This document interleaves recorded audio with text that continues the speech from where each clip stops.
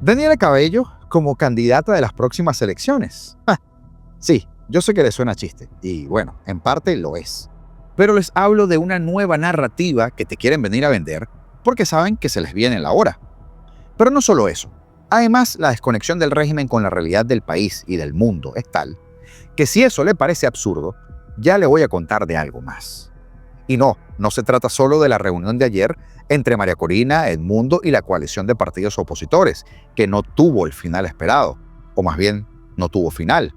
Hay más lagunas que certezas y que también te voy a contar. Te cuento de otras cosas, como por ejemplo, las organizaciones que plantearon, hace escasas horas, ante el Congreso de los Estados Unidos, medidas para la transición democrática en Venezuela. Pero es que al final tenemos una pequeña nota porque la cosa en Irán se puso bien calentita. Y es que hace escasas horas le metieron una rondita de polvo de sugerencias a Irán. 90 minutos de puros misiles. Y el problema con Irán vuelve al punto inicial. Y entonces Venezuela vuelve a entrar en escena. Así que acompáñame a repasar las noticias de última hora. Te las cuento hoy jueves 16 de julio de 2026. Augusto Navarro en este espacio que lleva por nombre Apolítico. Comenzamos. Hay una regla que intento aplicar siempre que analizo de alguna manera u otra la política y que con el paso del tiempo me ha evitado caer en muchísimas trampas. Cuando aparece una noticia extraña, cuando hay un planteamiento raro, forzado o incluso absurdo, procuro por lo general no quedarme atrapado en el titular. Antes de preguntarme si la noticia es cierta o es falsa, lo que intento hacer es responder otras dos preguntas que casi siempre son mucho más importantes.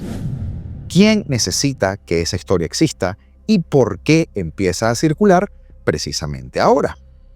Porque en política, las narrativas rara vez, muy rara vez, aparecen por accidente. Detrás de estas noticias suele haber intereses, estrategias y muchas veces muchísimo dinero. Como dicen los estadounidenses, follow the money. Siga el dinero y probablemente terminará entendiendo mucho mejor la historia que el propio titular. Ese ejercicio me llevó, hace casi un año, prácticamente en este espacio, a levantar esas primeras alertas sobre algo que en aquel momento sonaba completamente disparatado. La operación de lobby, espero que la recuerde, que buscaba vender internacionalmente la imagen de Delcy Rodríguez como moderada, como pragmática, como capaz de conducir una transición ordenada en nuestro país. Muchísimos tomaron esto como una exageración y otros pensaron que esto era imposible, que alguien intentara vender a semejante personaje, a semejante producto político como moderado. Sin embargo, mientras la mayoría se reía de aquella posibilidad, ya había empresarios venezolanos que estuvieron viajando constantemente a Washington, operadores políticos moviéndose entre despachos y una maquinaria de influencia que trabajaba para instalar una idea en concreta. No que Delcy fuera buena, eso no se lo iba a creer nadie, sino que era aparentemente la única con la que se podía hacer negocios y la que podía garantizar la estabilidad o cierta estabilidad. Lo interesante es que las grandes operaciones de influencia nunca intentan convencerte de golpe. Funcionan exactamente igual que una campaña publicitaria. Primero siembran una idea que parece ridícula, después logran que se discuta, aunque sea ridícula, más tarde consiguen que deje de sonar absurda y finalmente la terminan convirtiendo en una posibilidad perfectamente razonable. Ese es, y ya lo he explicado en este canal, la fulana ventana de Overton, pero aplicada a la política. No cambian la realidad de un día para otro. Lo que hacen es cambiar el rango de las cosas que la sociedad considera posibles. Y cuando eso ocurre, el resto del trabajo prácticamente ocurre solo. Por eso creo que ese artículo publicado ahora por el New York Times sobre Diosdado y en donde se asoma a Daniela Cabello merece ser leído con mucha atención, pero sobre todo merece ser leído entre líneas. Porque la noticia aparentemente es simple. Personas cercanas a Diosdado Cabello consideran que Daniela puede convertirse en la figura de relevo para el chavismo. La reacción inmediata de cualquiera de nosotros sería la risa, ¿verdad? Y es comprensible. Daniela Cabello no tiene un liderazgo nacional, no tiene ni siquiera un liderazgo regional, no tiene capital político propio, ni tampoco ha demostrado ninguna cualidad que explique semejante disparate, semejante aspiración. Sin embargo, quedarse únicamente con esa reacción sería prácticamente cometer el mismo error que muchos cometieron cuando comenzaron a vender la imagen de Delcy Rodríguez como la moderada del régimen. Porque la pregunta verdaderamente interesante no es si Daniela Cabello puede ganar una elección. Esa pregunta es inmadura, prematura y probablemente muy irrelevante. De hecho, eso es imposible al día de hoy. La pregunta importante es, ¿por qué hay alguien que comienza a hablar de Daniela Cabello precisamente ahora? Y me refiero, por alguien, al New York Times nuevamente. Porque las narrativas políticas casi nunca hablan del presente. Casi siempre hablan del futuro, de alguien que intenta construir. Los medios no solo te informan sobre los acontecimientos, también te ayudan a preparar psicológicamente a la opinión pública para que acepte escenarios que hasta hace muy poco parecían imposibles. Vuelvo con el ejemplo de Delcy.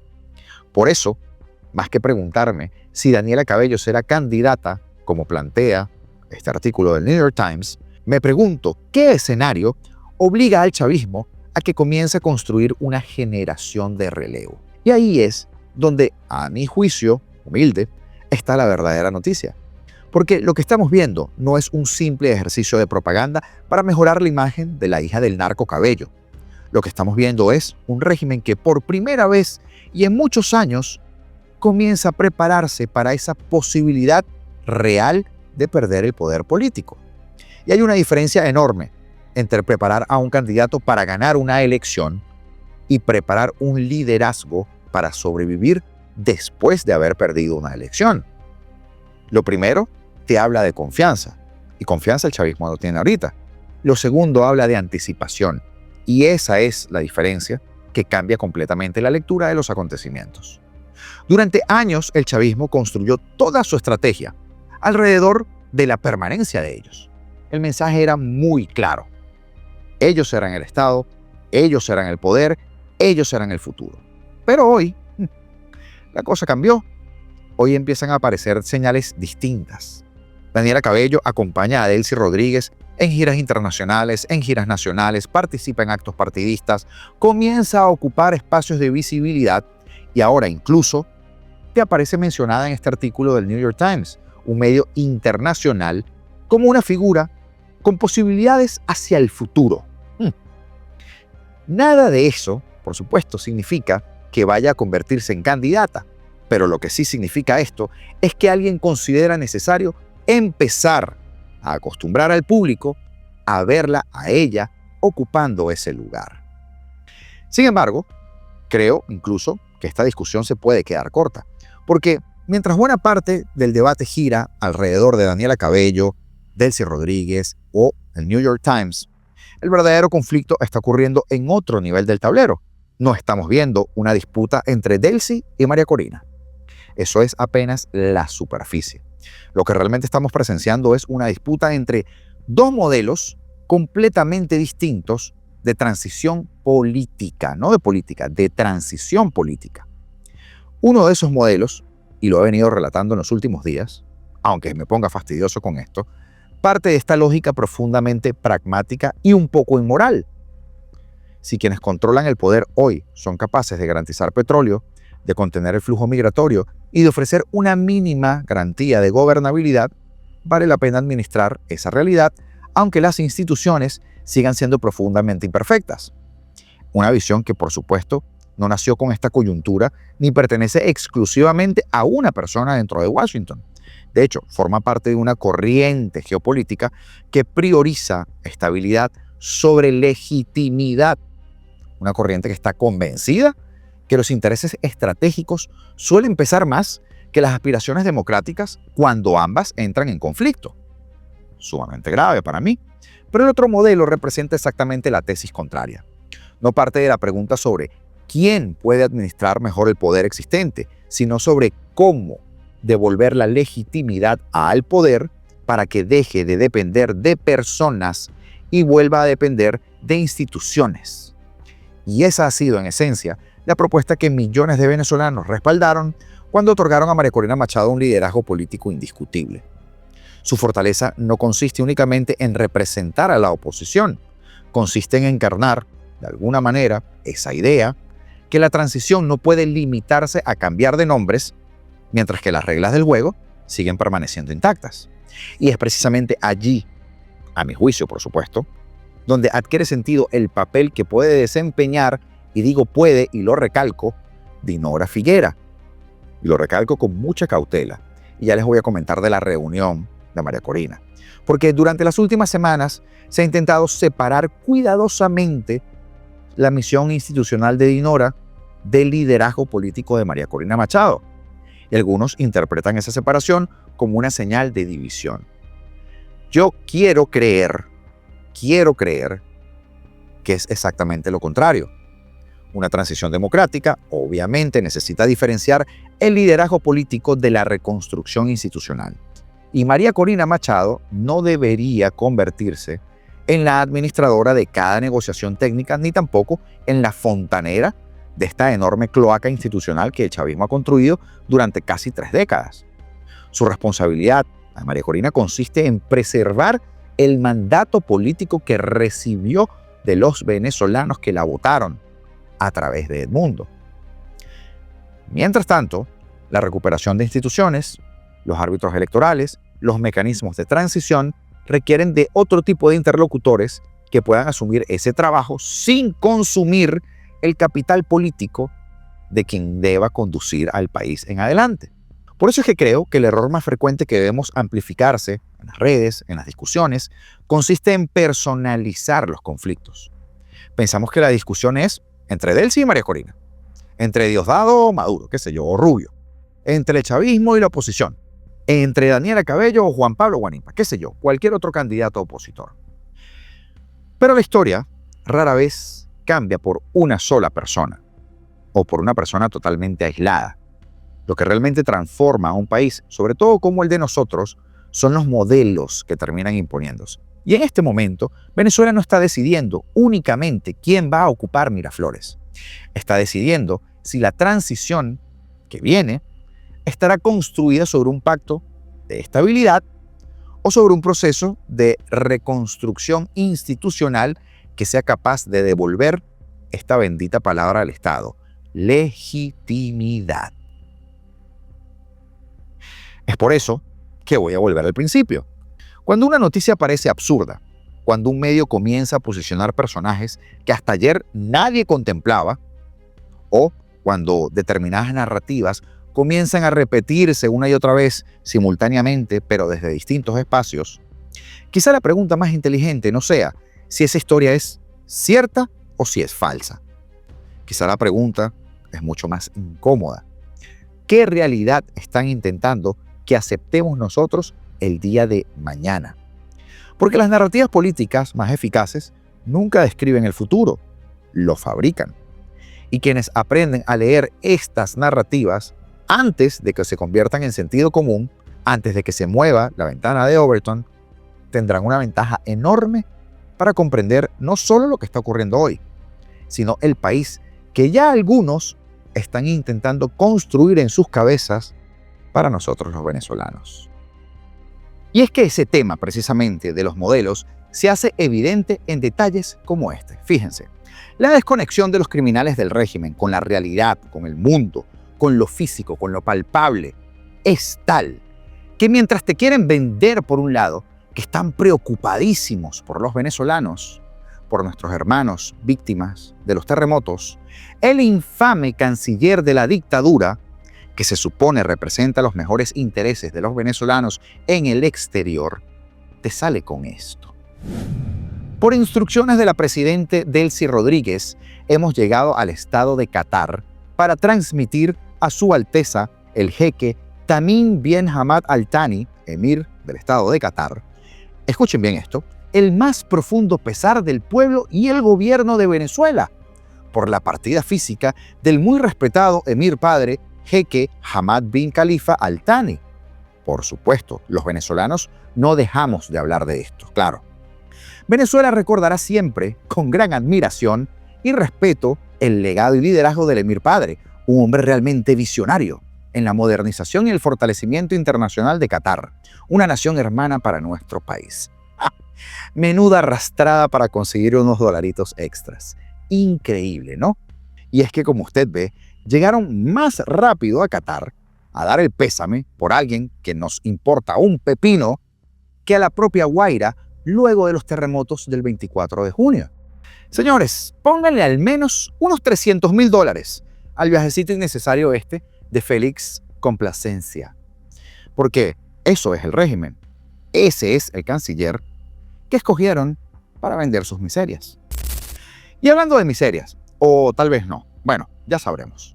El encuentro convocado de emergencia entre la Plataforma Unitaria y María Corina Machado finalizó este miércoles tras 3 horas de debate sin alcanzar conclusiones definitivas, según informó el periodista Alejandro Hernández. Una sesión que inició a la 1 de la tarde y que contó con la curiosa y notable ausencia de Dinora Figuera como presidente de la Comisión Delegada de la Asamblea Nacional de 2015. No se me adelante, ya le doy una precisión. Y es que, de acuerdo con los reportes, la discusión se estancó en 2 puntos neurálgicos que quedaron sin resolver. El mecanismo para garantizar la representación de todos los partidos que integran la plataforma unitaria y la definición del rol específico que va a desempeñar María Corina Machado dentro de las instancias encargadas de tomar las decisiones finales. No se me adelante todavía. La cumbre fue convocada con carácter de urgencia por la propia María Corina y por el presidente electo Edmundo González Urrutia. La iniciativa surgió luego de que la Asamblea Nacional Chavista, dirigida por Jorge Rodríguez, y el Parlamento de 2015, que es un gran signo de interrogación, liderado por Figuera, anunciaran paralelamente un plan de trabajo conjunto que iniciará el próximo 1 de agosto con el respaldo del secretario de Estado de los Estados Unidos, Marco Rubio.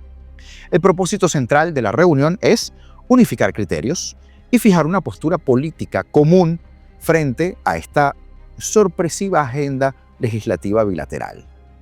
Y mientras María Corina Machado y Edmundo González insisten en que cualquier acuerdo debe priorizar la urgencia de la gente y respetar el mandato popular de las urnas, la designación de Figuera como interlocutora de este nuevo proceso ha comenzado a generar fricciones, especialmente porque la plataforma unitaria le había encomendado previamente a María Corina a liderar las negociaciones de transición con el chavismo durante una reciente reunión infame o famosa que se llevó a cabo en Panamá.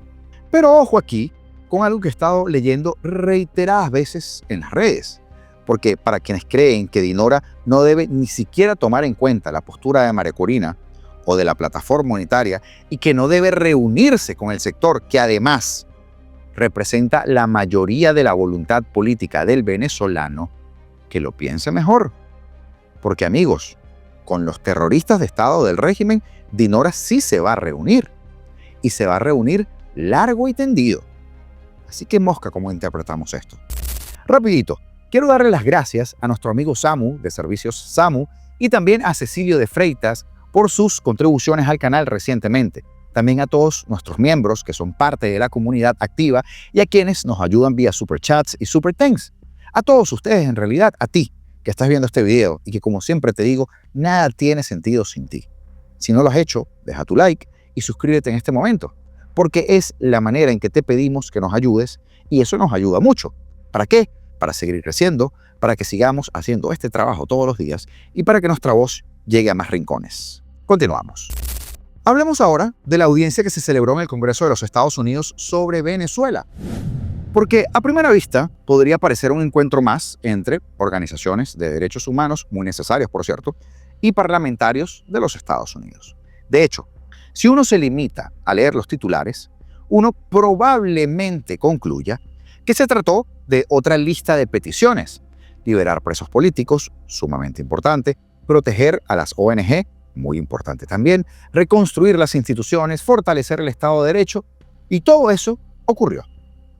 Pero, a juicio de este humilde servidor, quedarse únicamente con esa descripción sería perder de vista algo realmente vital para nuestra lucha. Porque lo que ocurrió de facto en esa audiencia es que quizá, no por primera vez, pero no pase tan seguido, se comenzó a cambiar la pregunta que define el debate sobre Venezuela. Y es que durante demasiado tiempo, toda la conversación de la política venezolana estuvo atrapado en un dilema: ¿quién gobierna y quién debe dejar de gobernar o quién debería gobernar? Era una discusión prácticamente inevitable, por supuesto, pero también profundamente insuficiente. Por eso me llamó tanto la atención que prácticamente todas las organizaciones presentes, desde Justicia, Encuentro y Perdón hasta CEPAZ, WOLA y el Centro Robert Kennedy para los Derechos Humanos, terminaran convergiendo en prácticamente una misma idea. Cada una de ellas utilizó un lenguaje distinto, puso énfasis en aspectos diferentes y también llevó prioridades propias, pero todas coinciden en algo esencial. Cualquier transición democrática, y hay que poner bien en mayúsculas esa palabra, que aspira a durar, además, debe estar construida sobre instituciones, justicia, participación ciudadana y garantías para las víctimas, no únicamente acuerdos políticos entre élites. La noticia anterior. Hay una frase que se pronunció durante esa audiencia que me parece especialmente poderosa, porque trasciende incluso el contexto en el que fue dicha. Beatriz Borges afirmó que el terremoto del 24 de junio no creó la crisis venezolana, simplemente la expuso. Y aunque suene ya a muletilla, es una observación que, lejos de referirse únicamente al desastre natural, en realidad sigue describiendo con precisión el estado institucional de nuestro país, porque las tragedias rara vez crean los problemas de una nación, lo que hacen es quitarles el maquillaje. El terremoto no destruyó al Estado venezolano. Lo que hizo fue evidenciar hasta qué punto las instituciones ya estaban destruidas antes de que incluso la tierra comenzara a moverse. Y es esa reflexión la que nos obliga a plantearnos una pregunta mucho más incómoda que la habitual. Si mañana, haga usted el ejercicio, si mañana mismo ocurre el cambio político que millones de venezolanos esperamos, ¿sobre qué instituciones va a descansar esa transición?